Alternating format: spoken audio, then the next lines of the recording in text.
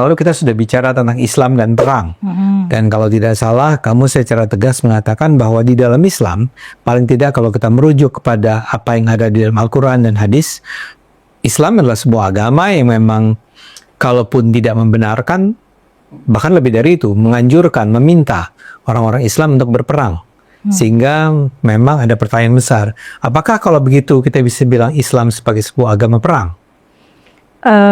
Aku tuh sebenarnya menghindari klaim besar kayak gitu sih, karena biasanya setiap klaim yang dilekatkan pada agama itu selalu kontekstual.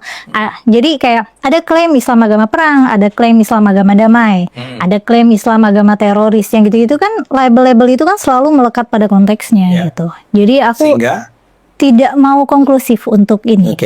Tapi benar ya bahwa di dalam Islam itu, kalau paling tidak kalau kita membaca Al-Quran sebagai kitab suci orang Islam, itu memang ada apa istilah yang tepat? Anjuran atau permintaan atau perintah bagi orang-orang Islam untuk berperang. Perintah berperang gitu. Memang ada. Memang ada beberapa ayat di Quran yang menyatakan perangilah yang memerangimu, perangilah orang kafir, yang kayak gitu-gitu. Dan dalam prakteknya Nabi Muhammad memang memimpin peperangan. Banyak ya. Ya. Nah sekarang dalam peperangan itu memang lazim dong terjadi pembunuhan. Ya, ada orang mati, ada orang tewas, ada orang dibunuh oleh orang-orang Islam. Nah, dalam Islam sendiri jadinya pembunuhan semacam itu adalah sesuatu yang dibenarkan atau bahkan diperintahkan. Menariknya sebenarnya bukan kita ya, cuman sejarawan biasanya tidak menuliskan peristiwa itu sebagai pembunuhan gitu atau pembunuhan massal gitu. Meskipun memang ada eksekusi massal yang dilakukan, ada eksekusi yang dilakukan, tapi pembahasannya nggak pernah gitu. Pasti ya perjuangan, kayak gitu. Tapi itu kan cuma soal penggunaan istilah. Tapi dalam praktek memang berperang. Memang berperang. Artinya memang ada korban gitu. Ada korban. Nah dalam hal ini Nabi Muhammad sendiri menurut apa yang Anda pelajari, apakah dia membunuh?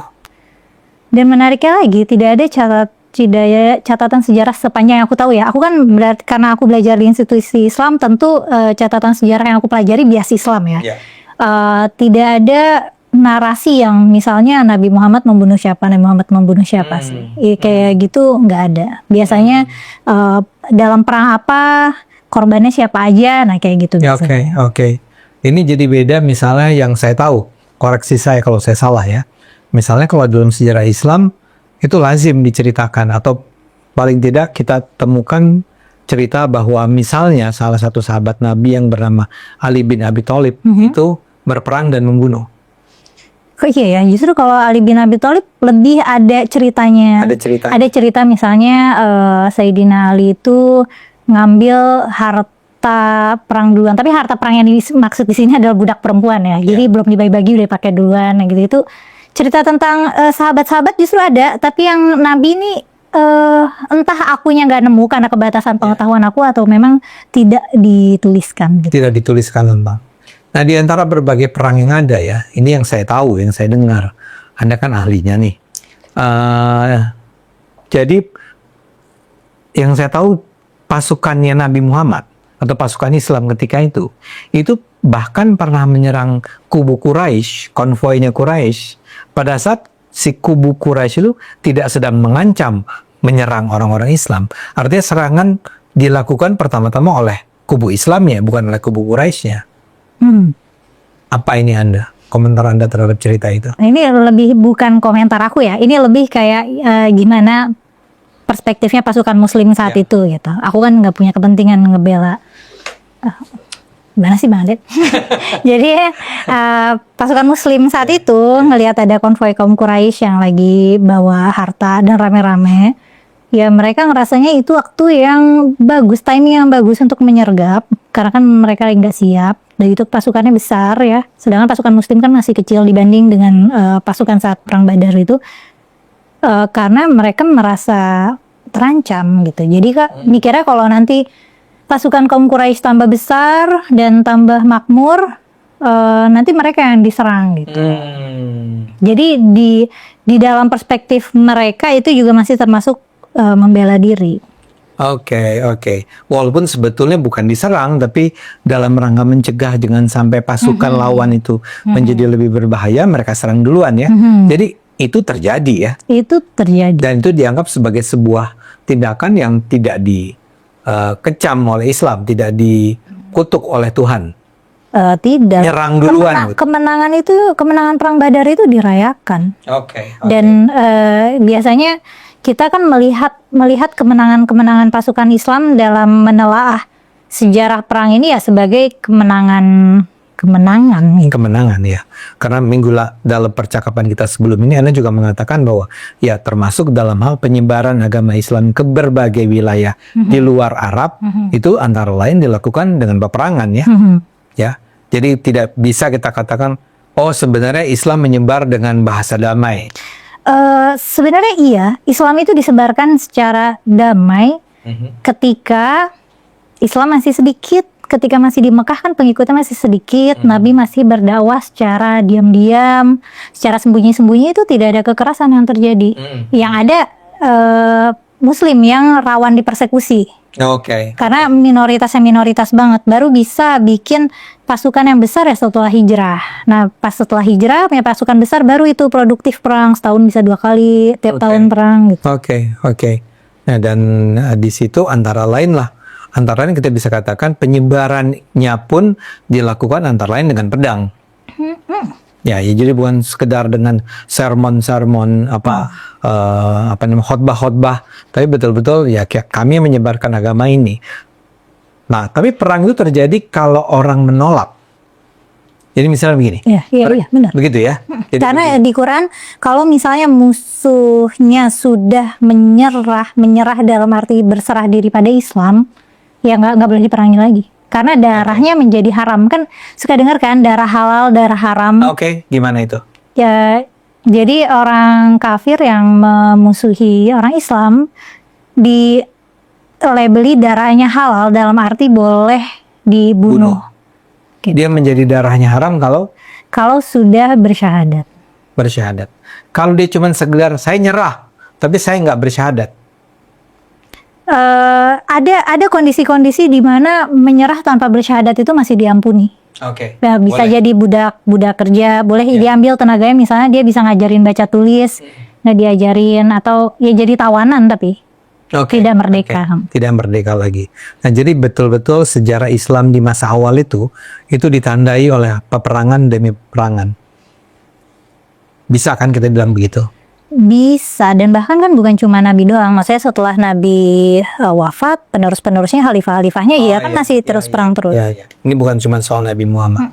Nah, tetapi di dalam Al-Quran sendiri misalnya ya, atau dalam sejarah Islam itu sendiri, benarkah bahwa misalnya tadi Anda mengatakan bahwa perang, tapi benarkah pernah terjadi pembantaian terhadap misalnya pembunuhan secara barangkali agama massal gitu ya, kolektif gitu ya, terhadap misalnya umat Yahudi? Sebenarnya itu terjadi. Boleh dijelaskan nggak? Kan ada banyak nih kaum Yahudi di Arab. Jadi kayak yang bersaing itu sebenarnya Yahudi dan Muslim. Yang Nasrani ini relatif lemah secara politik dan secara jumlah juga tidak terlalu banyak waktu itu. Ya. Ini bersaing dalam arti apa ini? Dominan. Karena kan Yahudi itu bangsa sendiri dan mereka kan bangsa yang sudah established dan bangga sama identitas mereka. Kemudian muncullah ini Islam yang juga ingin mendominasi. Kita kan sama-sama menginginkan Ka'bah, sama-sama menginginkan Baitul Maqdis. Pokoknya Islam sama Yahudi itu kita kayak berebutnya itu secara politik. Padahal secara teologi Muslim sama Yahudi itu kita sama-sama monoteistik kan. Maksudnya dibanding sama Kristen, teologi Kristen tuh masih asing buat Islam dibanding teologi Yahudi gitu. Masih lebih banyak relate-nya. Nah, cuman biasanya perang-perang yang terjadi sama Yahudi itu gak pernah soal agamanya itu sendiri, gesekan agamanya. Meskipun ada ya, maksudnya namanya konflik itu kan skalanya bisa kecil gitu, misalnya bisa kayak perdebatan gitu, bisa juga sampai ke perang, dan ke perang yang sampai kayak bunuh-bunuhan dan sebenarnya tingkat genosida itu juga menurutku terjadi gitu karena suku-suku Yahudi ya ada yang punah juga gara-gara dominasi Islam suku-suku. Oke. Jadi yang laki-lakinya dieksekusi, perempuan-perempuannya diambil. Oke, itu Tapi- dilakukan di masa? Dilakukan di masa ya tahun 620-an. Artinya ketika Nabi? Ketika Nabi. Oke, karena kan Islam selalu atau yang saya pelajari selama ini, Islam kan mengajarkan Anda harusnya menghormati orang lain. Jadi menghormati misalnya Yahudi. Tapi kayaknya saat itu memang setegang itu deh karena kalau dalam pencatatan Islam ya, tentu ini bias Islam ya, yang pengetahuan aku punya sangat bias Islam. Yahudi itu iseng banget dalam arti mereka tuh memang suka ganggu dan mereka tuh suka bikin koalisi-koalisi musuh, berkoalisi untuk menyerang Islam gitu. Jadi bisa jadi Yahudi memang kalau aku lihat nih kayaknya Yahudi merasa terancam dengan Islam, Islam merasa terancam dengan Yahudi. Ya. Jadi kayaknya cara yang bisa mereka lakukan adalah ya Yahudinya mengkhianati perjanjian misalnya atau mereka sudah pernah berjanji kemudian dikhianati. jadinya perang. Ya. Terus misalnya Yahudi ada kejadian di mana Banu Nadir diusir. Banu Nadir nih orang Yahudi. Yahudi diusir, terus mereka pindah ke Khaybar, terus ada perang Khaybar karena mereka di sana bikin koalisi gitu. Jadinya kayaknya memang sama Yahudi itu tegang banget. Tapi kita perlu tekankan itu Yahudi saat itu ya. Ketika kita lagi ngomongin Yahudi yang disebut di Quran, sangat mungkin itu bukan Yahudi yang sekarang. Secara teologi dan secara budaya beda. Oke. Jadi Yahudi di dalam Quran ada disebut orang-orang Yahudi itu percaya bahwa Uzair adalah anak Tuhan. Sedangkan itu tuh sekte kecil yang sekarang udah punah. Nggak ada lah. Udah nggak ada. Jadi Yahudi yang disebut di Quran tuh orang Yahudi sekarang sebenarnya sudah tidak ada irisan budaya dan irisan teologi itu udah nggak ada lagi, udah nggak ada urusannya. Oke, saya ingin agar Anda memberikan penjelasan lebih jauh nih. Jadi Anda mau bilang bahwa ketika misalnya di dalam Al-Quran itu berulang kali dikatakan Yahudi, dan yang saya ingat seringkali itu dalam konteks penyebutan yang negatif. Bahkan saya ingat sekali ada sebuah surat atau ayat yang bicara tentang kebaikan orang-orang Nasrani, Kristen, ya. Tapi di sana pada saat yang sama orang Yahudi tidak disebut secara positif, ya. Nah, saya ingin katakan begini. Apakah menurut Anda jadi misalnya penyebutan berulang kali tentang Yahudi yang negatif di sana itu tidak bisa kita gunakan saat ini untuk menjustifikasi sikap kita terhadap Yahudi, atau bukan justifikasi lah. Janganlah sikap kita terhadap Yahudi di masa ini itu kita rujuknya kepada kata Al-Quran juga emang Yahudi itu bangsat-bangsat gitu loh. Bisa begitu?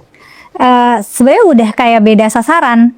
Yang disasar oleh Al-Quran itu bangsa Yahudi yang sekarang sudah punah. Sekarang diaspora yang Yahudi sekarang sudah tidak ada irisannya lagi sama Yahudi yang suku-suku Yahudi yang punya masalah sama Nabi dulu gitu ya. Keturunan ya kan? Tidak secara langsung. Jadi Yahudi sendiri itu adalah tadinya Yahudi itu kan bangsa yang besar kan.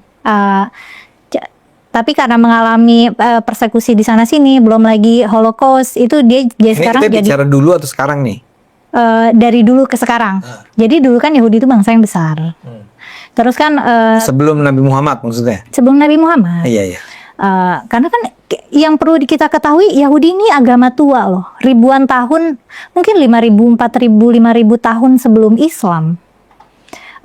Dan itu makanya juga banyak kebijaksanaan dari Taurat itu banyak kemiripan ya sama Al-Quran. Oke. Karena itu adalah tradisi yang lebih lama. Iya. Nah, yang banyak masalah sama orang Islam itu bukan Yahudi yang sekarang. Sorry, Yahudi yang besar tadi nggak? Tapi bukan Yahudi Arab. Oke, Yahudi Arab itu yang bermasalah dengan... Yang banyak bermasalah sama Nabi. Oke. It's another Yahudi gitu ya. It's another Yahudi itu, dan bahkan Yahudi maksudnya karena di Quran kan ada tulisannya yang itu ya, orang Yahudi percaya bahwa Uzair itu adalah anak Tuhan. Oke. Orang Yahudi sekarang nggak ada yang percaya, nggak ada yang teologinya kayak gitu. Mereka kerangkanya udah monoteis gitu. Oke. Jadi, oke, silakan. Nah, tapi kenapa nih sampai sekarang orang Islam sama Yahudi kayak berantem mulu gitu? Padahal harusnya secara budaya udah kepotong gitu, kayak udah nggak nyambung gitu. Ngapain masih berantem gitu? Karena kita ini kan mewarisi agama dari orang tua generasi-generasi kita sebelumnya ya. Kita diajarinnya begitu. Termasuk kita belajar Islam dari Al-Quran. Nah, di Al-Quran masih mention Yahudi, dan sebagai manusia di tahun 2024, tentu aku tidak bisa langsung membayangkan Yahudi di zaman Nabi, kecuali aku belajar dulu gitu. Pasti yang langsung aku bayangkan Yahudi yang ada di Israel sekarang gitu. Padahal yang Al-Quran ngomongin kan Yahudi abad ke-7 di tanah Arab gitu. Nah, itu yang tidak diwariskan adalah konteks. Agamanya kita diwariskan, sialnya konfliknya diwariskan, dan musuhnya terwariskan. Sialnya konfliknya diwariskan. Iya. Maksud Anda apa? Karena aku rasa aku perlu mengakui bahwa ada ajaran Islam yang secara inheren itu mengandung nuansa antisemitis. Jadi memang ada sikap anti Yahudi gitu dalam doktrin Islam sendiri. Kalau kita baca ya. Kalau kita baca gitu. Yang padahal kalau misalnya kita baca konteks, harusnya itu bisa kita rekontekstualisasi dan jadi nggak relevan lagi gitu. Dan itu bukan cuma orang Islamnya ya. Maksudnya kalau kita lihat konflik Palestina dan Israel, orang Israelnya juga masih mengutip perjanjian lama. Mereka masih mengutip Taurat buat melegitimasi genosida yang mereka lakukan. Dan kalau menurut aku ya, orang-orang yang ini, menurut aku nih opini, menurut aku orang-orang yang saat ini pro Israel, sebenarnya mereka tuh bukan pro Israel, mereka tuh nggak suka sama Islam. Jadi common enemy Islamnya, karena Islamnya sampai sekarang masih suka cari musuh kemana-mana. Islamnya menggunakan doktrin-doktrin antisemitik yang sebetulnya datangnya dari 14 abad yang lalu, tentang Yahudi yang sebetulnya tidak ada irisannya sama Yahudi sekarang. Tapi orang Yahudinya juga menggunakan doktrin-doktrin yang anti-Islam. Tapi ini juga bisa bisa dipahami mengingat mereka itu berkonflik sangat lama kan. Sejarah konflik mereka sangat panjang gitu. Bukan cuma terisolasi di Palestina dan Israel itu kan, konflik Yahudi dan Islam itu di mana-mana sampai zamannya Sayyidina Umar gitu. Zaman kekhalifahan tuh masih ada konflik. Buat membantu penonton. Oke, mula-mula ada di zaman Nabi. Itu aja udah perang sama Yahudi. Itu aja perang. Kemudian meskipun tidak sepenuhnya, maksudnya ketika kita ngomong bermusuhan itu tetap nggak 100% ya. Ada masa di mana mereka sepakat damai, mereka membuat perjanjian untuk damai, atau ada juga masa di mana umat Yahudi ini setuju untuk membantu Nabi. Ada hal-hal diplomatis kayak gitu tuh terjadi. Tapi konflik-konflik juga terjadi. Dan itu kalau pakai istilah Anda diwariskan nih ketika zaman Umar, ketika zaman Abu Bakar, Ali, terus masuk ke dinasti. Di masa mereka terwariskan juga sistem politiknya. Maksudnya? Mereka harus ekspansi. Mereka ini siapa?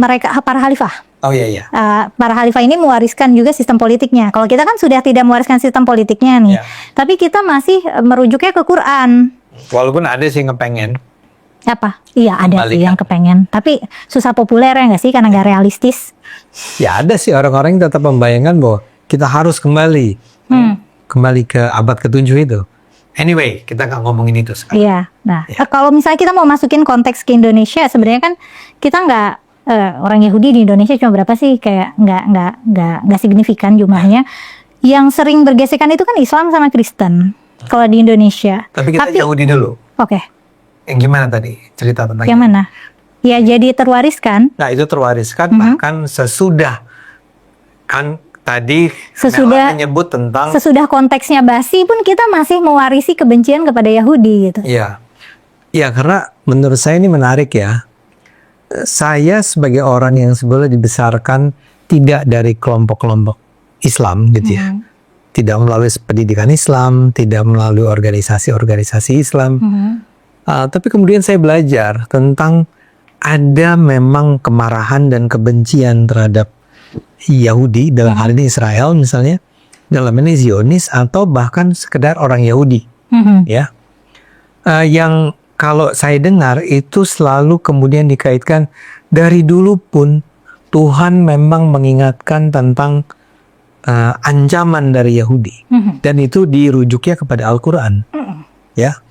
Sehingga memang saya merasa bahwa di kalangan sebagian umat Islam di dunia ini atau di Indonesia ini memang ada kebencian terhadap Yahudi karena mereka menganggap itu adalah sebuah bangsa yang terkutuk menurut Al-Quran. Iya, dan itu kan jadinya diajarkan karena kan para guru-guru kita tentu kan Al-Quran itu adalah rujukan utama ya.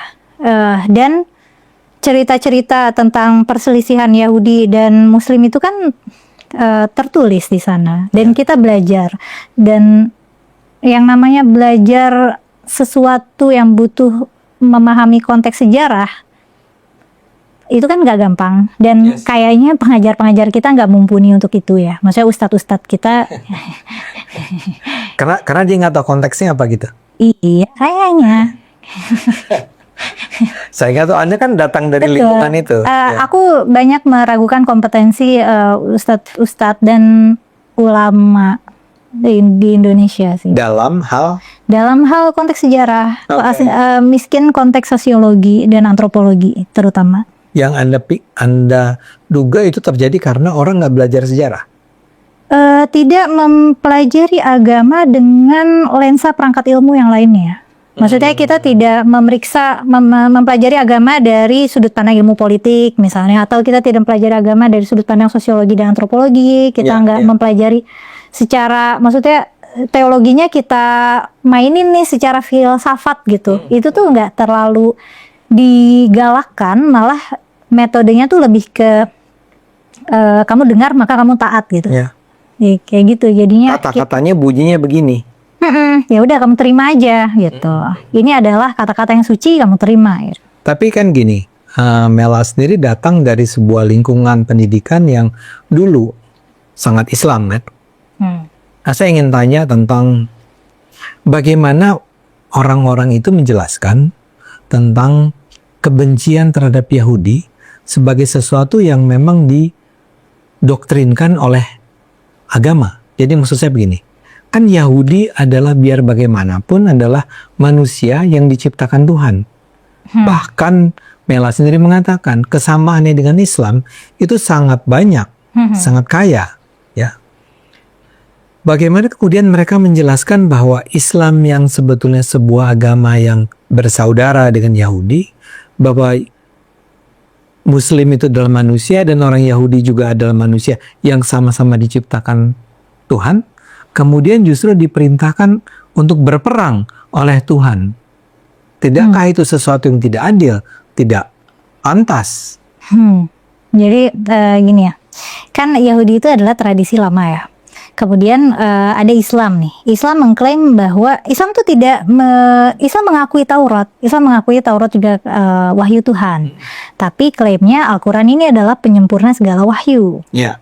Dan orang Israel, maksudnya Bani Israel, maksudnya orang Yahudi itu tentu saja mereka menolak itu. Kayak mereka sudah punya agama sendiri, udah punya budaya sendiri, terus tiba-tiba ada orang baru yang bilang ini ada kitab suci yang paling baru. Jadi ada gesekan di situ. Ada orang Yahudi yang beriman pada Nabi ada, dan menerima Islam karena percaya sama Nabi Muhammad ada. Tapi tentunya lebih banyak yang enggak dong. Karena kan mereka udah punya agama gitu, ya itu wajar. Dan itu juga kan terjadi di orang Kristen kan, maksudnya orang Yahudi juga ada gesekan sama Yesus kan, karena beda nih sama orang Kristen, sama orang Yahudi tradisinya. Nah Jadi yang dianggap sesat adalah orang Yahudi yang tidak menerima nabi. Nah, opsinya ada dua nih. Kalau boleh aja orang Yahudi tetap Yahudi tapi percaya sama nabi, atau boleh masuk Islam. Nah, orang Yahudi atau Nasrani juga, kalau misalnya mereka nggak mau masuk Islam tapi menerima nabi sebagai Rasulullah, itu nggak apa-apa. Itu termasuk ahlul kitab yang non kafir. Oh gitu. Oke. Ya. Jadi Dan ahlul gimana? kitab ada yang kafir, ada yang non kafir. Iya, betul. Ya, oke. Iya. Oke. Nah, kalau narasinya di Quran begitu. Iya. Ahlul kitab itu maksudnya ahlu alkitab ya. Iya. Alkitab, kitab Taurat atau Injil maksudnya. Gimana para ustadz itu menarasikan kebencian kepada Yahudi? Sebenarnya bukan ustadz-ustadz sih yang menarasikan. Ayatnya memang bunyinya kan Nah, kayak maksudnya orang-orang kafir dari bangsa Yahudi yang gitu. Itu memang Nggak, penggambaran saya tuh deskripsinya begini. udah. Narasinya tuh secara seperti sangat jelas, seperti mengkondem, mengutuk. Iya. Ini orang bermasalah loh, orang Yahudi ini. Sementara saya akan bilang, Yahudi itu kan ciptaan Tuhan. Bagaimana mungkin kemudian, atau bagaimana Anda menjelaskan, bagaimana Anda merasionalisasikan bahwa dia itu sesama ciptaan Tuhan, tapi dia dikutuk oleh Tuhan agar kita berperang dengannya, dan mereka itu akan masuk ke neraka nanti. It doesn't make sense menurut saya. Iya, it doesn't make sense. Dan aku nggak punya pembelaan atas itu juga gitu. Mungkin kalau ada diskusi lintas agama gitu antara Islam dan Yahudi, mungkin pertanyaan Bang Ade terjawab ya. Tapi kalau dari sisi aku ya, aku nggak punya jawaban apa-apa. Pokoknya menurut ustadz-ustadz yang kamu kenal itu, ya Yahudi itu memang bermasalah. Dan ustadz-ustadz itu juga nggak bisa disalahin karena memang teks dalam Al-Quran dan riwayatnya begitu. Memang ada sentimen antisemitis di dalam ajaran Islam. Karena itu menurut saya, menurut Anda barangkali ya, saya kepengen sebenarnya masuk ke Nasrani tadi ya, Anda sudah menyebut ya, tapi waktu kita barangkali tidak cukup, dan barangkali kita perlu bicara secara spesifik tentang hubungan Islam dengan Nasrani. Jadi saya, Di Indonesia aja ya? di Indonesia, di dunia nggak boleh. Aku takut kurang pintar, Bang Ade. Ini seorang guru yang selalu merasa bahwa dia tidak cukup pintar untuk menjelaskan kepada kita, kami tepatnya. Tadi saya mau nanya apa ya? Saya mau bilang bahwa menurut saya ya, disinilah letak arti penting apa yang Anda berulang kali sebut tentang kontekstualisasi. Hey, ini buat penonton ya. Gini loh ya, jangan sampai saya baca itu berbagai komentar yang seolah-olah mengatakan bahwa kami ini, atau kamu atau saya, itu sedang berusaha orang meninggalkan agama. Aku mau nanya dong Bang Ade, kenapa ngambil topiknya perang? Ya karena memang agama perang itu adalah sebuah topik yang berulang kali diangkat di berbagai tempat. Ya, Bang Ade kan orang Islam nih. Bang Ade kan orang Islam yang taat. Bang Ade, kalau aku bukan Islam taat gitu. Bang Ade itu orang Islam taat. Kenapa pengen materi tentang perang-perang Islam ini bisa didengar publik gitu? Gini. Apa nggak takut itu menjadi Islam menjadi sasaran sasaran hinaan satu, atau nggak takut itu jadi inspirasi buat orang-orang yang nggak tahu, yang serem gitu? Saya ingin katakan begini, justru saya memperoleh pencerahan dari Anda, si anak kecil ini, si bocil ini, tentang ya itulah mengapa kita harus membaca Al-Quran dengan selalu menempatkan ayat-ayatnya dalam konteks. Karena jelas dikatakan, kayak tadi kita bicarakan, memang harus berperang, memang ada perintah perang di dalam Islam. Sesuatu yang tidak dikenal di dalam Kristen, saya rasa. Saya duga, saya juga tidak. Karena saya nggak baca ya. Saya duga ngelihat gaya berdakwahnya atau menyebarkan agamanya Yesus, ya. Dia memang nggak pernah perang. Dia bahkan mintanya dipukul pipi kanan, kasih pipi kiri. Baru perangnya, ada perangnya tapi bukan karena Yesus panglima perangnya ya. Maksudnya itu setelah udah tercampur Yesus itu urusan adalah politik. orang yang disiksa, ditindas, dibuat menderita, dan dia tetap mengasihi orang-orang yang membuat dia menderita. Bahkan dia meminta umatnya, kasihilah mereka itu. Tuh, Bang Ade tuh ngomong kayak gini, itu bikin penonton salah paham loh, seolah ngasih narasi, nih Islam tuh keras, kenapa nggak pada masuk Kristen aja yang lebih pasifis gitu, seperti kameramen kita hari ini. Gitu. Silahkan, kalau Anda orang mau pindah agama ya sesuatu yang adalah hak dia dong. Tapi saya ingin mengatakan bahwa kalau dalam Islam, ya ternyata memang ada seperti Anda katakan sekarang dan dalam pertemuan kita terakhir. Memang ada perintah perang. Dan menariknya tuh ada kelompok muslim yang kayak berusaha ngedandanin narasi itu, dan ada kelompok muslim yang emang ya dengan bangga aja gitu, kayak iya emang kita agama perang gitu. Betul. Ya memang kita kalau ditindas harus lawan gitu. Jadi ada dua nih, ada dua. Yang paling parah bukan dua itu, bahkan ada yang paling parah seperti ISIS. Iya itu. Ya, ISIS itu adalah organisasi yang memang mengatakan, loh disuruh perang, ketemu kafir disuruh dibunuh, kafir-kafir itu. Saya sedang menjalankan perintah Tuhan. Saya harus minta penjelasan dari seorang yang belajar Islam tentang, ya kenapa ya di dalam Islam memang ada perintah untuk membunuh orang kafir dimanapun kamu berada. Anda menjelaskan secara menurut saya sangat baik nih buat penonton ya, bahwa ayat-ayat itu ada konteksnya bro. Anda nggak bisa sekarang tiba-tiba membawa ayat itu untuk mencari orang kafir, ketemu sama si kameramen kita ini, kamu kafir nggak? Kamu terima nggak kebenaran Islam? Kata dia, ya enggak dong, saya Kristen, saya bunuh dia. Kan nggak bisa. Nggak bisa. Tapi Anda menjelaskan secara sangat baik, Mel, bahwa kenapa itu nggak bisa? Bukan karena menurut hukum sekarang itu udah nggak boleh dilakukan. Anda menjelaskan ya nih penonton, kalau ikuti dari pertemuan kita terakhir, bahwa itu dilakukan karena konteksnya ketika itu memang memaksa orang atau mengkondisikan orang untuk berperang, mengambil pedangnya dan membunuh orang. Iya nggak? Iya. Ya itu. Itu biasa. Jadi saya nggak kepengen orang untuk pindah agama. Buat saya, Mel, nggak penting Anda itu beragama apa. I don't care. Saya Muslim dan saya harus seorang Muslim yang baik. Si kameramen ini adalah seorang Kristen yang baik. Alhamdulillah buat saya. Tapi saya perlu penjelasan, bukan pakai akal sehat saya saja, tapi dari perspektif agama nih. Gitu Mel, kenapa Anda itu menjadi penting untuk saya wawancara. Oke Bang Ade. Tapi ketawa. Jadi kesimpulannya ya, orang Yahudi jangan dimusuhin ya. Tergantung. Maksudnya kalau misalnya di konteks konflik Israel-Palestina sekarang itu udah tidak ada justifikasi. Bukan karena dia Yahudi, tapi kan itu udah jelas-jelas kejahatan perang gitu loh. Genosida sebenarnya. Dan betul, kita udah kayak mau dijustifikasi apalagi udah nggak bisa itu at this point ya. Tiba-tiba saya terpikir pada satu pertanyaan yang tadi sebetulnya harusnya saya tanyakan. Beneran waktu itu umat Islam melakukan genosida? Kayaknya bukan genosida deh. Eksekusi massal. Eksekusi massal ya. Which is different with genosida. Aku nggak tahu. Bang Ade kayaknya lebih. Kalau genosida Mel adalah dia tuh upaya sistematis untuk menghabisi sebuah kaum. Oh ya udah, mungkin eksekusi massal. Eksekusi massal. Itu ya. Oke, saya mungkin berikutnya kita akan ngomong tentang Kristen gitu ya. Are you okay with that? Oke aja sih. Nggak tahu nih, aku tahu nggak ada audiens yang nge-DM aku bilang, Kak hati-hati sama Ade Armando, kayaknya dia lagi framing kakak gitu loh.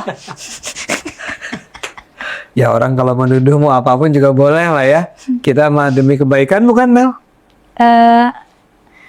Karena aku cukup sering disalahpahami, aku berharap yang kita sampaikan hari ini bisa diterima dengan baik, dalam arti bisa dipahami ya.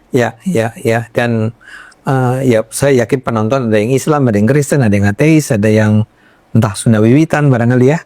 Itu tolong pahami kami dengan cara yang empatik lah ya. Oke, itu dulu Emel ya. Kita ketemu lagi, mudah-mudahan minggu depan kita bisa ketemu lagi dengan topik lain. Yang buat penonton jangan kaget-kaget ya. Jangan terus tuduh kami ini ingin melakukan mendepak orang untuk keluar dari agama. No. Pilihan Anda selalu kami hormati. Anda mau beragama, Anda mau nggak beragama, buat saya bukan urusan kami nih. Iya nggak? Iya. Ya. Oh ya Bang Ade, aku boleh ngiklan nggak sih? Boleh. Jadi teman-teman, makasih loh udah ngiklan. Jadi teman-teman di channel Forbidden Questions tuh aku buka skema membership namanya Forbidden Forum. Nah nanti forum yang pertama itu 6 Desember, forum kedua itu 20 Desember. Yang forum pertama topiknya adalah literasi agama. Dan forum kedua itu topiknya adalah perempuan dalam pembacaan agama. Nah, cara mendaftar itu dengan join membership di channel Forbidden Questions, pilih yang Forbidden Forum. Mohon maaf ada biayanya. Biayanya 225.000. Nah, itu 225.000 sebulan gitu. Jadi kalau misalnya habis acara itu nggak mau ikut forum lagi, tinggal cancel aja membershipnya. Kedua bayar. Ya kan, tapi udah datang juga. Udah, oke. Terima kasih. Jadi Forbidden Question itu adalah sebuah channel YouTube ya. Ya, penonton belum tentu tahu nih apa nih Forbidden Question. Itu adalah sebuah channel YouTube-nya Kumaila ini. Bisa dilihat di mana, di YouTube ya. Dan itu ada yang dua tipe kan, member atau bukan.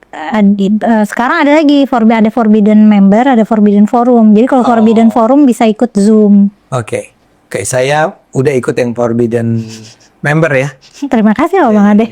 Itu saya menyarankan juga semua bagi Anda yang berpikiran terbuka, berpikiran kritis, mau mendengarkan pikiran-pikiran yang mungkin tidak lazim kita dengar di percakapan-percakapan YouTube. Yang ini nih, Mela ini dia dengan sengaja membiarkan saya menggali pendapatnya di ruang yang terbuka ya.